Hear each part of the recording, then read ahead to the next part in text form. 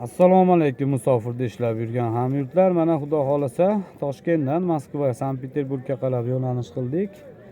Bir trekker bilanmiz do'stlar.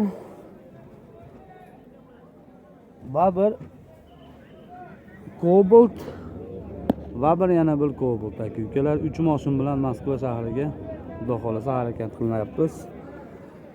Tamojniy Qoplonbekdamiz aka-ukalar mana.